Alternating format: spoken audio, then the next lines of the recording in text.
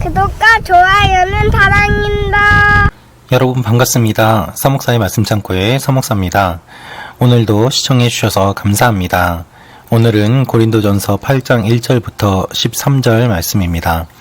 바울이 이야기하는 주제가 이제 먹는 문제로 주제가 바뀌고 있습니다. 바울은 우상에게 바쳐진 제물을 어떻게 대해야 되는지를 이야기하고 있습니다. 바울이 우상에게 바쳐진 제물을 어떻게 대해야 된다고 이야기하고 있습니까? 그것은 우상에게 바쳐진 제물은 사실 아무것도 아니지만 믿음이 연약한 사람들이 있기 때문에 그들을 생각하고 배려하며 모든 일을 하라고 이야기하고 있습니다. 오늘 이 말씀을 통하여서 우리에게 주시는 하나님의 마음을 함께 묵상해 보기를 원합니다. 1절부터 말씀입니다. 이제 우상에게 바쳐진 제물에 대해 말하겠습니다. 우리는 우리 모두가 지식이 있는 줄로 압니다. 그러나 지식은 사람을 교만하게 하고 사랑은 모두를 이롭게 합니다. 바울은 우상에게 바쳐진 제물을 이야기하면서 지식과 사랑을 말하고 있습니다. 우리는 모두 지식이 있지만 지식은 결국 교만하게 하고 사랑은 이롭게 한다고 말하면서 모든 것을 대하는 태도를 사랑으로 할 것을, 그리고 사랑은 배려임을 이야기하고 있습니다. 바른 지식은 무엇입니까? 상대방을 알고 배려하는 것입니다. 잘못된 지식은 교만하고 또한 거만한 것입니다. 3절부터 말씀입니다. 그러나 하나님을 사랑하는 사람은 하나님께서 그를 알아주십니다. 3절을 통해서 바울은 사랑과 지식을 이야기하고 있습니다.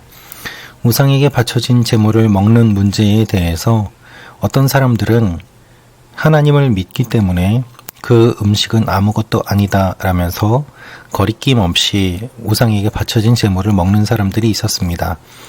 하지만 그 모습을 바라보면서 어떻게 그럴 수 있느냐며 시험에 드는 사람들도 있었습니다. 바울은 그러한 일들을 보고 들으면서 이렇게 결론을 내립니다. 4절부터 말씀입니다.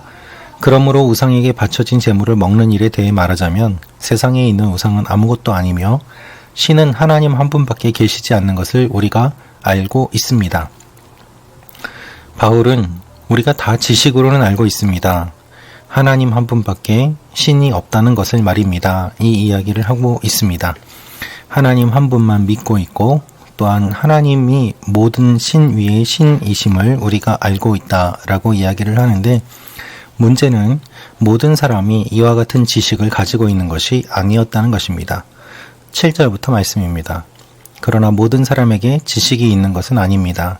어떤 이들은 지금까지도 우상 숭배하는 습관에 젖어 있어서 우상에게 바쳐진 제물을 먹을 때 정말 우상의 것이라고 생각하고 먹으므로 그들의 양심이 약해지고 더러워집니다. 그러나 음식이 우리를 하나님 앞에 세워주지 못합니다. 우리가 먹지 않는다 해도 해로울 것이 없고 먹는다 해도 이로울 것이 없습니다. 이 음식을 먹는 것이 아무 문제가 되지 않는다는 것입니다. 여러분, 중요한 것은 이와 같은 지식이 다 있는 것이 아니기 때문에 우상 숭배하는 습관에 젖어 있는 사람들은 이 먹는 문제에 대해서 오해할 수 있으므로 그들을 배려하고 또한 그들을 사랑해야 된다고 이야기를 하고 있습니다. 그 이야기가 9절에 나와 있습니다. 그러므로 여러분의 이 자유가 연약한 사람들에게 걸림돌이 되지 않도록 조심하십시오. 지식이 있는 당신이 우상의 신전에 앉아서 먹는 것을 누가 보면 양심에 거리낌이 있으면서도 용기를 얻어 우상에게 바쳐진 제물을 먹지 않겠습니까? 믿음이 연약한 사람들이 있기 때문에 자유로운 문제지만 걸림돌이 되지 않도록 조심하라고 이야기를 하고 있습니다. 예전에 목회하면서 어떤 분이 예수님을 새롭게 믿고 기도 부탁과 신방 요청을 하신 적이 있습니다. 집안에 부적을 여러 곳에 붙여 두었는데 예수님 믿고 난 이후에 그 부적을 떼는 것이 맞다고 생각하였지만 아직 본인들의 힘으로는 그 부적을 떼는 것이 어려웠기 때문에 신방을 와서 부적을 떼어달라는 요청이었습니다. 매우 지혜로운 요청이었습니다. 그분들의 요청을 받고 신방을 가서 그분들 눈앞에서 부적을 떼고 또한 찢어서 제 주머니에 넣어서 가지고 왔습니다. 그것을 그 집의 쓰레기통에 버리면 그분들이 그것을 처리하는 것을 어려워하고 힘들어할 것을 알았기 때문입니다.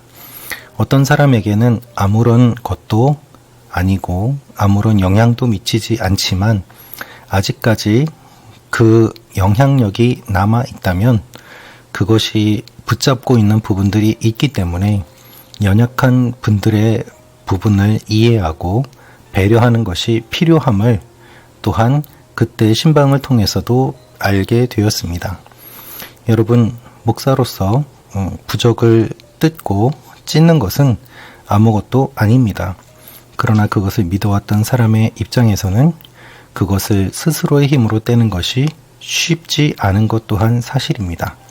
그분들의 믿음이 연약하다고 비난하고 조롱하는 것이 아니라 그분들의 마음을 배려하고 예수님 안에서 성장하도록 하는 것이 건강하고 아름다운 일들 아니겠습니까? 바울이 그와 같은 이야기를 하고 있는 것입니다. 지식이 있는 당신은 훌륭하다고 할 수 있지만 연약한 사람들을 배려하지 않으면 어떻게 하겠습니까? 라는 것입니다. 11절 말씀입니다. 그러면 그 연약한 사람은 당신의 지식 때문에 망하게 됩니다. 그리스도는 그 형제를 위해 죽으셨습니다. 그래서 음식이 형제를 넘어지게 하지 않도록 그것을 배려하고 고려할 필요가 있음을 바울은 이야기합니다. 음식은 아무것도 아니지만 음식 때문에 형제가 넘어진다면 형제가 넘어지지 않도록 하기 위해서 영원히 고기를 먹지 않을 것이라고 다짐을 하고 있습니다. 여러분, 한번 생각해 보십시오. 술 먹고 담배 피우는 것은 구원과는 아무런 관계가 없습니다. 그것은 우리의 삶의 태도의 모습입니다. 예수님을 믿어야지 구원을 받고 또한 구원받은 삶을 살도록 주님께서는 격려해 주십니다.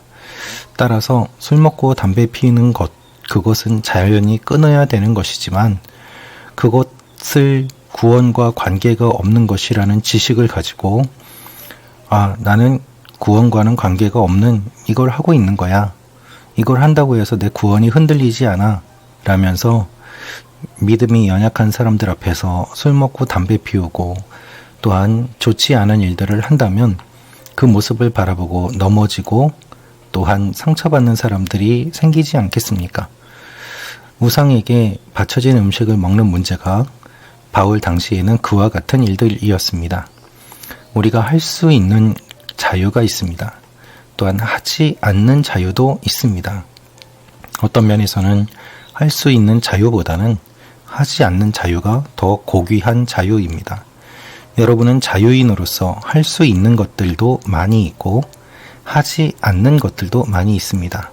할 수 있지만 상대방을 배려하여 하지 않는 것, 그것이 주님께서 오늘 말씀을 통하여 우리에게 주시는 말씀입니다. 여러분, 오늘 여러분의 믿음은 어떠한 모습입니까? 여러분의 삶 가운데 하나님께서 말씀하시는 것은 무엇입니까? 우리가 지식으로 그치지 않고 사랑으로 상대방을 배려하며 함께 세워져가는 믿음의 공동체를 이루어 가기 원합니다. 기도하겠습니다. 아버지 하나님, 말씀 참고 가정 여러분 한 분 한 분을 축복하여 주옵소서. 건강하게 하시고 강건하게 하시고 다른 사람을 배려하는 사랑의 마음으로 신앙생활 함으로 말미암아 서로를 세워가는 귀한 일들이 일어나게 하여 주옵소서. 예수님의 이름으로 기도합니다. 아멘.